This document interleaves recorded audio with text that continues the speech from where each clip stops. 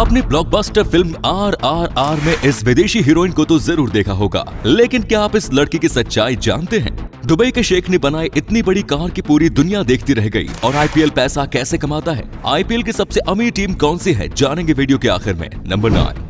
Film RRR में कई जाने माने एक्ट्रेस ने काम किया है, पर फिल्म में एक चेहरा ऐसा भी दिखा जिसका फिल्म में काफी जरूरी रोल था, पर उनके बारे में किसी को कोई जानकारी नहीं है।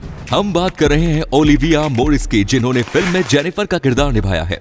और आज हम आपको ओलिविया के बारे में कुछ ऐसी बातें बताएंगे जिनके बारे में आपने शायद पहले कभी नहीं सुना होगा। ओलिविया का जन्म लंदन में हुआ। ओलिविया को काफी कम उम्र में पता चल गया था कि उनका इंटरेस्ट डांस, म्यूजिक और एक्टिंग में है, जिसके चलते उन्होंने Royal Welsh College of Music and Drama से 2018 में एक्टिंग में डिग्री हासिल की। ओलिविया ने 2014 में थिएटर भी ज्वाइन किया और उन्होंने कई हॉलीवुड प्रोजेक्ट्स में भी काम किया। पेशे से एक्टर और म्यूजिशियन, ओलिविया को डांस, स्विमिंग, घुड़सवारी और जिम्नास्टिक्स का भी काफी शौक है। साथ ही वे एक अच्छी राइटर भी हैं। ओलिविया को RRR फिल्म का हिस्सा बनने के लिए बाकायदा ऑडिशन देने पड़े थे। आपको बता दें कि ओलिविया ने इस फिल्म में जूनियर NTR की गर्लफ्रेंड का रोल अदा किया है, जो फिल्म में एक ब्रिटिश राजकुमारी है। नंबर 8। UAE के शेखों को कार्स मॉडिफाई करवाने का काफी शौक रहता है। कोई अपनी कार को हीरो से चढ़वा लेता है तो कोई कार को पूरी तरीके से सोने से ढकवा लेता है। पर आज हम आपको जो मॉडिफाई कार दिखाने जा रहे हैं, उसे देख के आपके होश उड़ जाएंगे। वीडियो में दिख रही ये कार बनाई गई है शेख हमद बिन हमदान अल नहयान ने, जो UAE के रहने वाले हैं। कार्स का शौक रखने वाले शेख ने इस कार को अपने Sharjah of road history museum के लिए डिजाइन किया है। 46 फीट लंबे, 20 फीट चौड़ी और 21.6 फीट ऊंची इस कार को बनाने के लिए US army lark Alex steel hulled amphibious cargo vehicle की बॉडी का इस्तेमाल किया गया है। इस कार को 4 डीजल इंजन से पावर किया जाता है।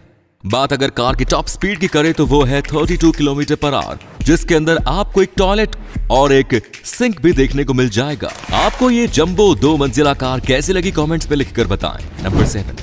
हम अक्सर पब्लिक टॉयलेट्स का इस्तेमाल करने से बचते हैं क्योंकि पब्लिक टॉयलेट्स की हालत काफी गंदी रहती है। पर आज हम आपको एक ऐसा पब्लिक टॉयलेट दिखाने जा रहे हैं जो एक बार इस्तेमाल होने के बाद खुद को खुद ही साफ कर लेता है। बोले तो सेल्फ क्लीनिंग टॉयलेट।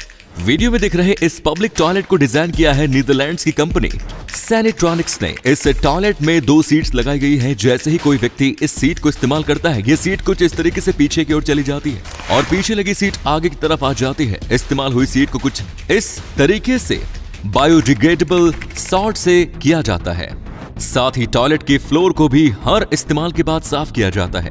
इस तरीके के टॉयलेट्स को स्पेशली इन्फेक्शन रोकने और हाइजीनिक पब्लिक टॉयलेट एक्सपीरियंस देने के लिए बनाया गया है। क्या भारत में भी इस तरीके के टॉयलेट्स होने चाहिए? कमेंट्स में लिखकर बताएं। नंबर 6।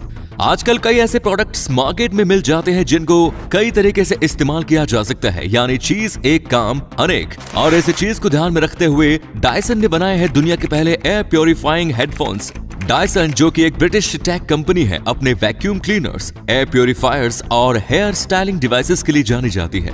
पर 30 मार्च को इस कंपनी ने एक नया प्रोडक्ट लॉन्च किया है जो noise cancellation air purifier headphones है, जिनका नाम है डायसन जोन। कंपनी का दावा है कि ये हेडफोन्स आपको नॉइज और एयर पोल्यूशन से प्रोटेक्शन देंगे। हालांकि लोगों ने इसे कंपनी की तरफ से किया गया अप्रैल फूल प्रैंक बताया है, पर कंपनी का कहना है कि उन्होंने सच में ऐसे हेडफोन्स तैयार किए हैं, ये कोई प्रैंक नहीं है। नंबर 5। जापान में रहने वाले लोगों के पास 1960 से पहले हर कलर की कार देखने को मिल जाती थी, सिर्फ लाल और सफेद रंग की कार को छोड़कर। पर आखिर क्यों, चलिए आज आपको बताते हैं। जापान में 1960 से पहले सफेद और लाल रंग की कार्स या तो एम्बुलेंस के रूप में इस्तेमाल होती थी या फिर पुलिस की गाड़ी के रूप में। ऐसे में सड़क पर चल रहे लोगों को एम्बुलेंस और पुलिस की गाड़ी पहचानने में तकलीफ ना हो, इसलिए जापान में रेड और व्हाइट सिविलियन कार्स की मैन्युफैक्चरिंग और सप्लाई नहीं की जाती थी। पर 1960s के बाद जापान की सरकार ने कार्स के कलर्स पर लगे इस बैन को हटा दिया। नंबर 4। आपने आज तक कई तरीके के छोटे बड़े रेस्टोरेंट्स देखे होंगे, पर क्या कभी आपने कोई ऐसा रेस्टोरेंट देखा है जहां लोग कब्रों के बीच बैठकर खाना खाते हो? हम बात कर रहे हैं द न्यू लकी रेस्टोरेंट की। अहमदाबाद में मौजूद इस रेस्टोरेंट को एक पुराने कब्रिस्तान के ऊपर बनाया गया है। कब्रों को अपनी जगह से हटाने के बजाय रेस्टोरेंट के मालिक कृष्णन कुट्टी ने कब्रिस्तान की सभी 12 कब्रों को अपने रेस्टोरेंट में जगह दी और कब्रों के बीच में खाना खाने का एरिया बनाया। पिछले 50 साल से ये रेस्टोरेंट अहमदाबाद का सबसे पॉपुलर रेस्टोरेंट बना हुआ है,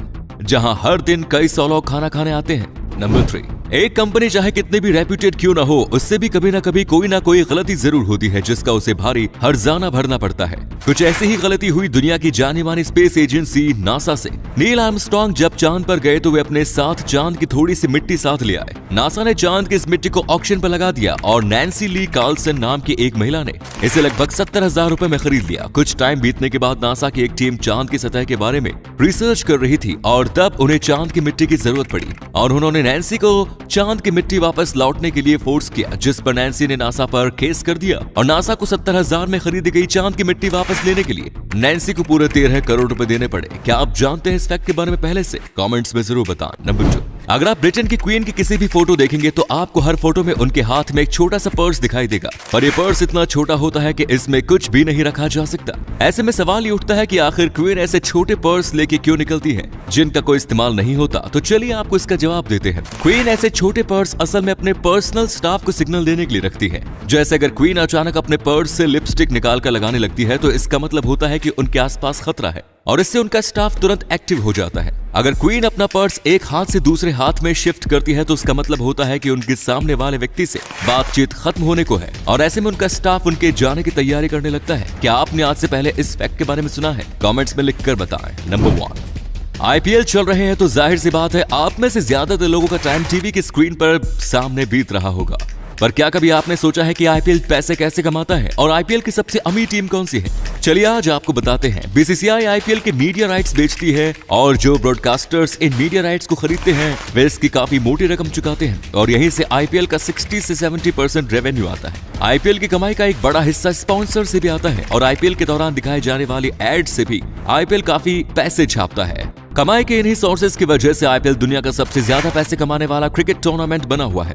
रही बात सबसे अमीर आईपीएल टीम की तो वो है मुंबई इंडियंस, जिसकी फ्रेंचाइजीज है रिलायंस इंडस्ट्रीज के पास। आपको बता दें कि इस टीम की नेटवर्थ है 607 करोड़ रुपीस। नंबर 8, भारत की सबसे ज्यादा पैसे कमाने वाली फिल्मों के बारे में तो आप सभी जानते ही होंगे, पर क्या आप जानते हैं कि चाइना की सबसे ज्यादा पैसे कमाने वाली फिल्म कौन सी है? चलिए आज आपको बताते हैं। चाइना की सबसे ज्यादा पैसे कमाने वाली फिल्म है वॉल्फ वॉरियर 2, जिसे वू जिंग ने डायरेक्ट किया था। 2017 में आई इस फिल्म को बनाने में लगभग 210 करोड़ का खर्च आया, पर इस फिल्म का कलेक्शन रहा 6,660 करोड़ रुपए और चाइना की ये आज तक की सबसे ज्यादा कमाई करने वाली फिल्म है। आपको बता दें कि भारत की आज तक की सबसे ज्यादा कमाई करने वाली फिल्म थी दंगल, जिसने लगभग 2024 करोड़ का कलेक्शन किया, जो कि चाइनीज फिल्म के कलेक्शन से 3 गुना कम है। नंबर 7, नॉर्थ कोरिया का तानाशाह किम जोंग उन काफी सनकी आदमी है, ये आप सभी जानते हैं। इसकी सनकी का लेवल क्या है आज हम आपको इसकी एक झलक दिखलाएंगे।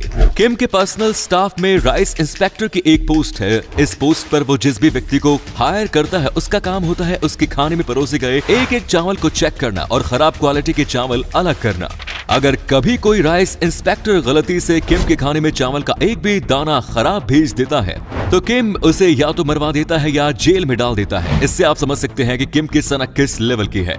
नंबर 6, जब भी हम खाना खाते हैं तो हम फ्रेश खाना प्रेफर करते हैं, पर देश में ऐसे भी होता है जहां के कोई भी फ्रेश खाना नहीं खाता। हम बात कर रहे हैं कनाडा की। आपको जानकर हैरानी होगी कि कनाडा में रहने वाला कोई भी व्यक्ति फ्रेश खाना नहीं खाता। कनाडा के लोग वीकेंड्स पर खाना बनाते हैं और फिर उस खाने को पूरे हफ्ते खाते हैं और कनाडा में ये चीज एक आम बात है, वहाँ हर कोई ऐसा करता है। मतलब इतना भी क्या बिजी होना कि ताजा खाना ही ना मिले। नंबर 5, भारत में मेडिकल की पूरी पढ़ाई इंग्लिश में करवाई जाती है, वही चाइना जापान जैसे देशों में मेडिकल इंजीनियरिंग की जैसी पढ़ाई उनकी खुद की भाषा में करवाई जाती है। पर अब भारत भी मेडिकल की पढ़ाई को हिंदी में करवाने की ओर पहला कदम उठा चुका है। कैसे? चलिए आज आपको बताते हैं। हाल ही में एमपी भारत का पहला सा स्टेट बना है जहां मेडिकल की पढ़ाई हिंदी में करवाई जाएगी। एमपी के गांधी मेडिकल कॉलेज में अप्रैल से एमबीबीएस का पूरा कोर्स हिंदी में अवेलेबल करवाया जा चुका है। जल्द ही इंजीनियरिंग की पढ़ाई को भी हिंदी में अवेलेबल करवाया जाएगा और अगर ये चीज एमपी में सक्सेसफुल रहती है तो आने वाले कुछ ही सालों में भारत के हर मेडिकल और इंजीनियरिंग कॉलेज में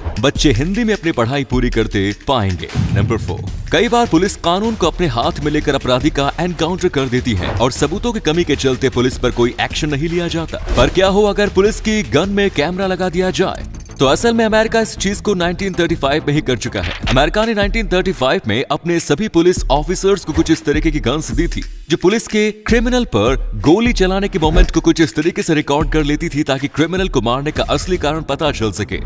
और पुलिस को कानून अपने हाथ में लेने से रोका जा सके।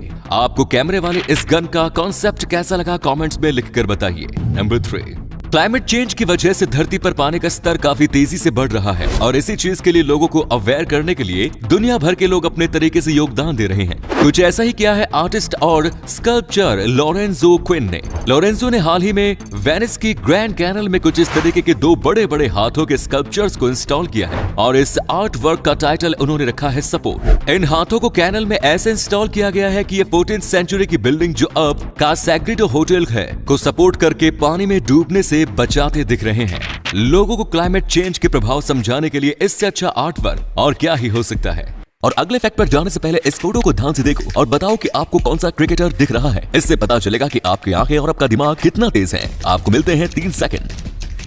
नंबर 2, आपने आज तक कई तरीके की छोटी बड़ी मछलियों के बारे में सुना है, पर क्या कभी आपने किसी मछली को ड्राइव करते देखा है? चलिए आज हम आपको दिखाते हैं। इस वीडियो में आप एक गोल्ड फिश को खास उसके लिए बनाए गए रोबोटिक वाटर टैंक व्हीकल को ड्राइव करते देख सकते हैं। इस व्हीकल को चलाने के लिए इस मछली को इजराइल के रिसर्चर्स द्वारा ट्रेनिंग दी गई है। बेन गुरियोन यूनिवर्सिटी के कुछ रिसर्चर्स ने इस व्हीकल की स्पेशलिटी इस गोल्डफिश के लिए बनाई है जो मछली की बॉडी की मूवमेंट के हिसाब से मूवमेंट करता है, जैसा आप वीडियो में देख सकते हैं। मतलब जहां लोगों को ढंग से ड्राइविंग नहीं आती वहां ये मछली कहर काट रही है।